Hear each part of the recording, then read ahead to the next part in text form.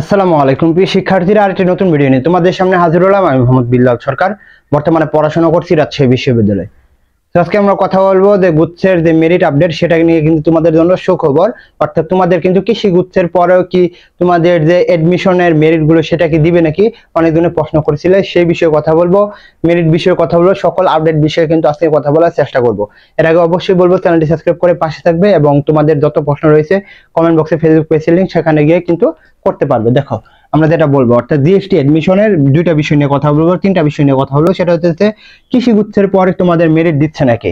তোমরা যদি স্ক্রিনে দেখতে পারো তাহলে ওইখানে বলা রয়েছে যে কৃষি গুচ্ছের পরে তোমাদের মেরিট দিচ্ছে। কি বলছে? কৃষি গুচ্ছের পরে তোমাদের মেরিট দিচ্ছে। কিভাবে দিবে বা কি জন্য দিবে সেই বিষয়ে কিন্তু আমরা কথা বলবো, তাই আমাদের সাথে থাকো সাবস্ক্রাইব করে। যদি কথা বলি যে কৃষি গুচ্ছের পরে মেরিট দিচ্ছে নাকি, আমি বলবো যে ইয়েস, তোমাদের কৃষি গুচ্ছের পরে এই মেরিটটা দিচ্ছে। কিভাবে দিচ্ছে সেটা হচ্ছে, কৃষি গুচ্ছের আগে কিন্তু তোমাদের ইনশাআল্লাহ তোমাদের চতুর্থ মেরিটের কার্যক্রম শেষ হয়ে যাবে এবং মোটামুটি ক্লাস শুরু হয়ে যাবে। কিভাবে ক্লাস শুরু হবে বা ভর্তি কার্যক্রম মানে শুরু হবে?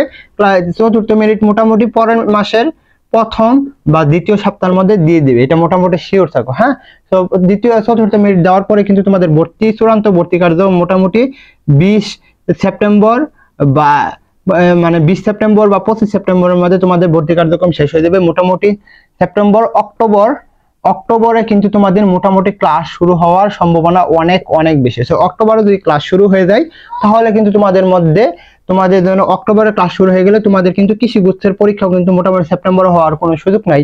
তো সেই হিসাবে আমাদের হবে কি অক্টোবরে পরীক্ষা। তো অক্টোবরে পরীক্ষা হলে কি হবে, যে তোমাদের এখানে ক্লাস শুরু হয়ে যাবে অক্টোবরে, এখানে কৃষি গুচ্ছের পরীক্ষা শেষ।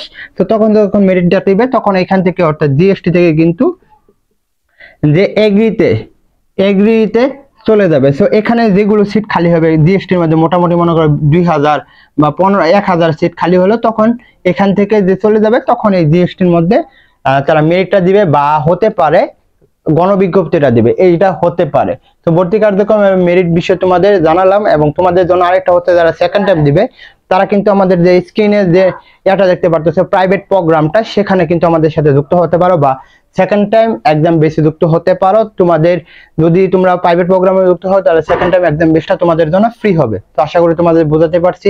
এই বলে আমি শেষ করছি। আসসালামু আলাইকুম।